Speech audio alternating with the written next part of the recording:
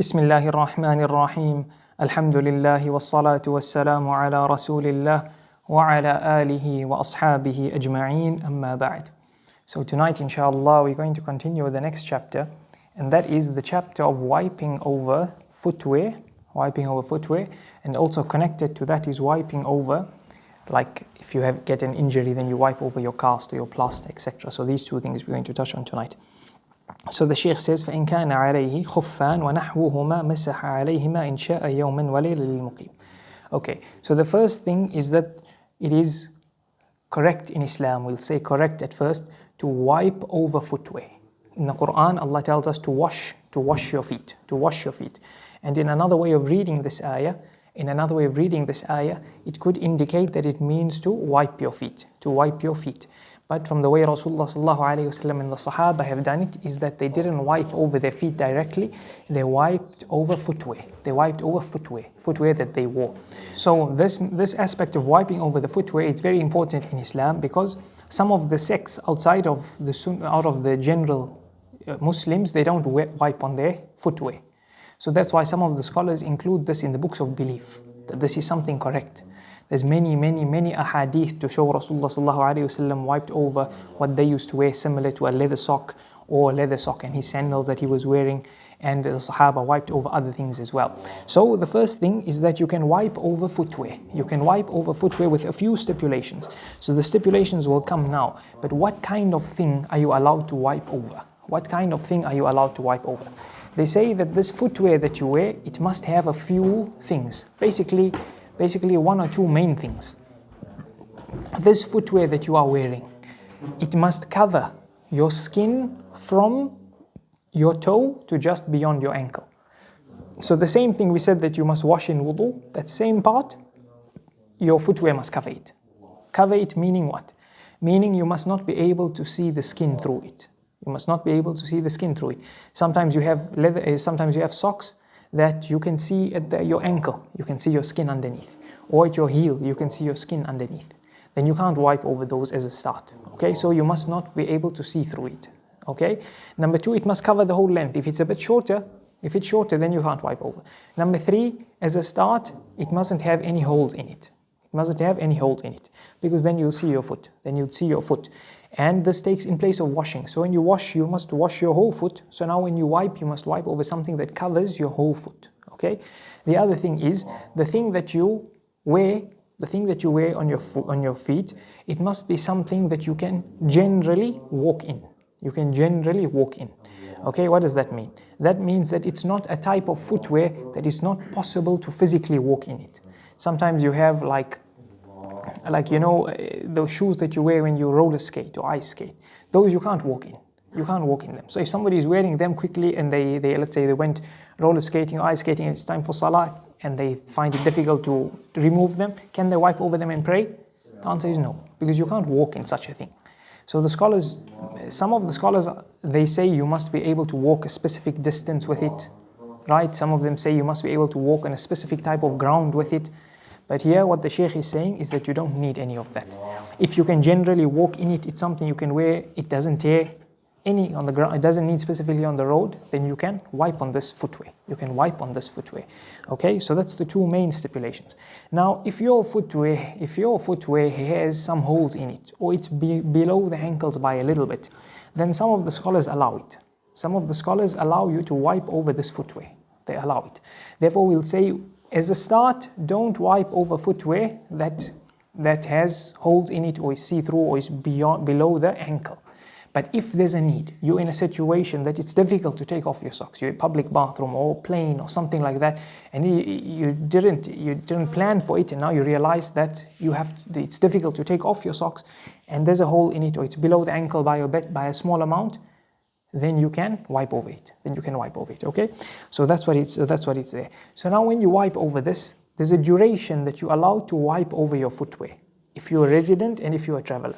So if you're a resident, you're allowed to wipe over your footwear without taking it off in every wudu for 24 hours. And for a traveler, 3 days. So 72 hours. That means we're going to we'll mention how to calculate the timing with the next masala.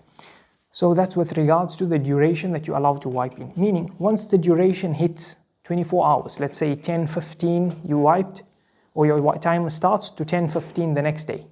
10:15, that breaks your chance of wiping. And basically, it will connect to your wudu breaking. Okay, so that's with regards to the time. Okay, then the stipulation for being able to wipe over footwear, one thing, you must have worn this footwear in the state of wudu. So you made a full wudu, you washed your feet, complete wudu to the end, then you put on footwear. Then this footwear, you can wipe over now. Going onwards, you can wipe over. While wearing the footwear, the time you break your wudu, right? That's the time when your 24 or 72 hours starts. The time you break your wudu, then you start looking at the time. Okay, so not the time you wore them, not the time you made your first wudu. So the time after you wore them while you're in wudu, then now you can wipe. Now the first time it broke your wudu, then you can time 24 hours. Okay, then the last few things connected to this is that once we said you wear it while in wudu. You wear it while in wudu. That means that you must not have taken it off and then your wudu broke and then you put it on. Okay? So what that means is that you put it on, you made wudu at Fajr. Then 9 o'clock you wore your socks while still in that wudu. Then 10 o'clock your wudu broke. Then 10:30 you took your socks off. Now you put it on at Dhuhr. Can you wipe over it? The answer is no. The answer is no. Okay, because you broke your wudu and then you put it on when you took it off and you put it on when you were not in wudu. Let's say you were in wudu still.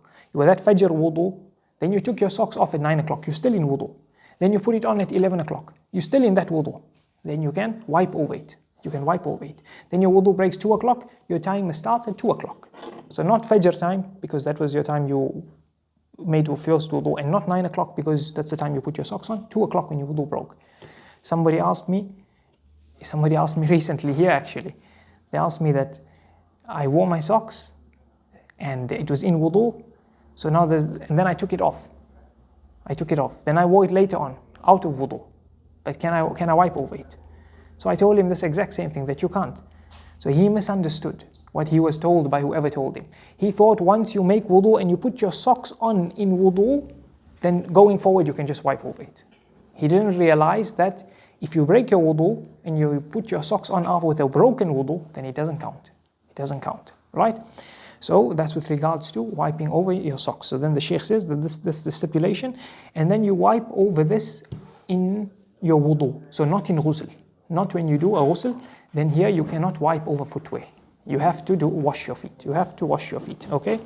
And the evidence for this is because Anas radiallahu anhu says that Rasulullah sallallahu alayhi wasallam said, if one of you performs wudu and he wears his footwear, then he can wipe over them. He can wipe over them. And he can pray while wearing the footwear, and he doesn't need to take them off if he doesn't want to, unless he's in major impurity.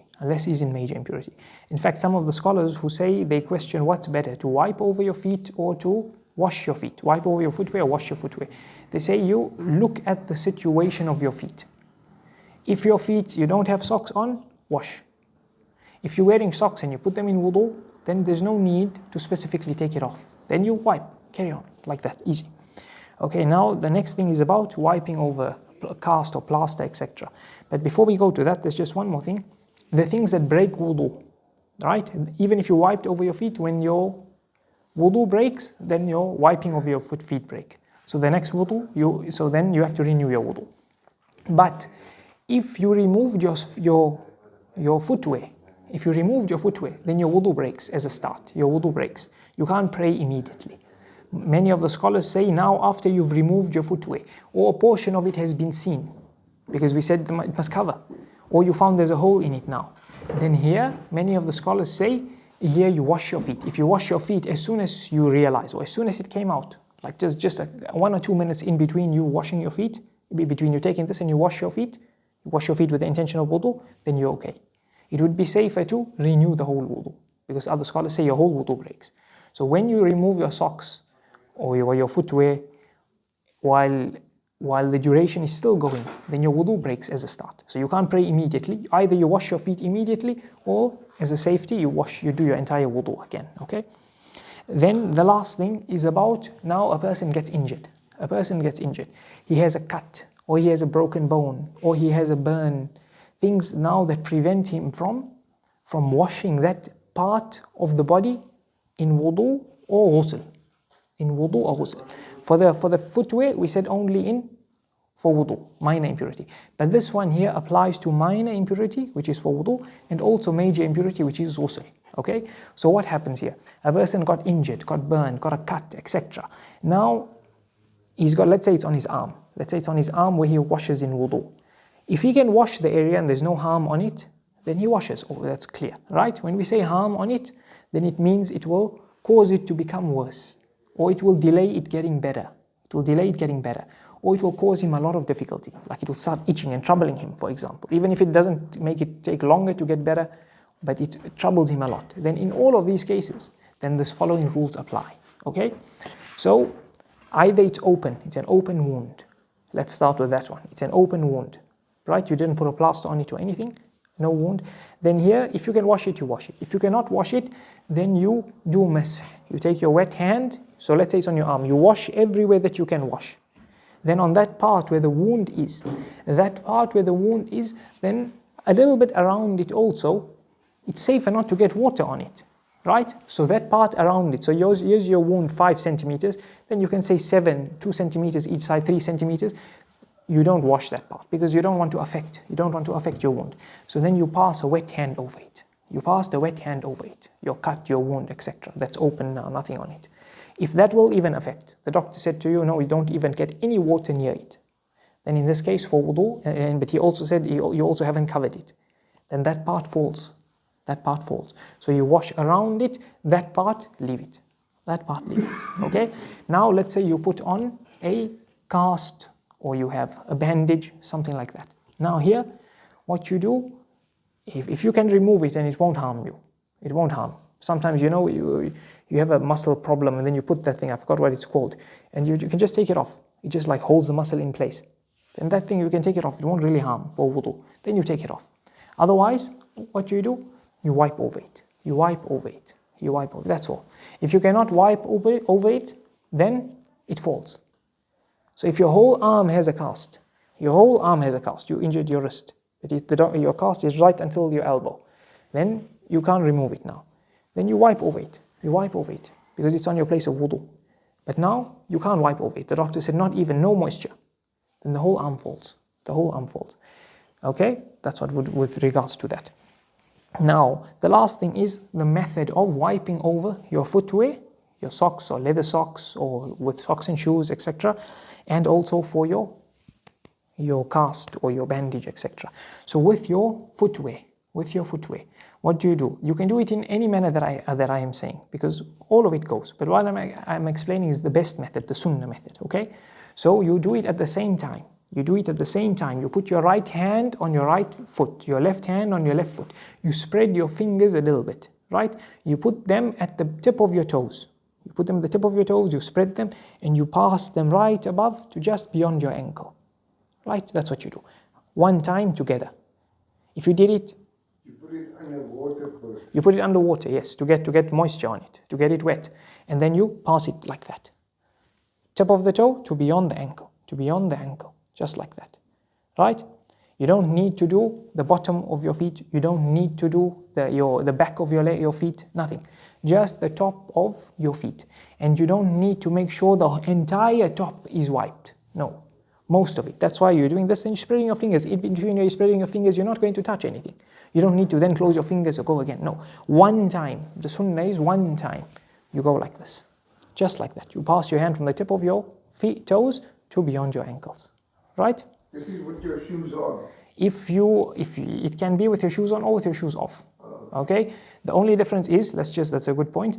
If you have your socks and your socks fulfill the stipulations, and you have shoes. Most shoes, they don't reach your ankles, okay? So if you want to wipe over your shoes, then you must wipe over them while you're wearing socks that cover your ankles. Okay? And the socks must not be able to see through. And you have to have worn both of them in wudu. Both of them in wudu. Now you come to wudu, now you can wipe over both of them. But now if you take your shoes off, then your wudu will break. because you wiped on both. So the rule becomes together. Okay, so therefore when you have to take them both off to wash your feet. Okay, so then the last thing, so for this one here, we said you don't have to wipe all of it. Okay, that's different to your cast. Your cast, if it's for wudu, then we have your body parts for wudu that we mentioned. If your entire cast or plaster is on your body part of wudu, let's say your arm or your foot, you have to wipe over all of it. You have to make sure you wiped over all of it. And so not most of it, all of it, right? And if it's, let's say you have your cast by your elbow. So a part of it is by your arm and a part of it is beyond your elbow, right? Then here, beyond your elbow, it doesn't need to be washed in wudu. So therefore, you don't need to wipe on that extra part, only until by your elbows, right? So here you have to wipe over all of it. In ghusl you're injured, so you have to be allowed, and you are allowed to wipe over your cast or bandage, etc. in ghusl.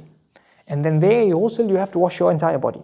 So now that part beyond your elbow or beyond your ankle or around your neck that you wouldn't touch in wudu, now there you have to wipe over the whole part. You have to wipe over the whole part. And with that, we've covered all the masail connected to it. We ask Allah Azza wa Jal to teach us that which benefits us and benefit us with that which He teaches us. وصلى الله وسلم وبارك على نبينا محمد وعلى آله وأصحابه أجمعين والحمد لله رب العالمين.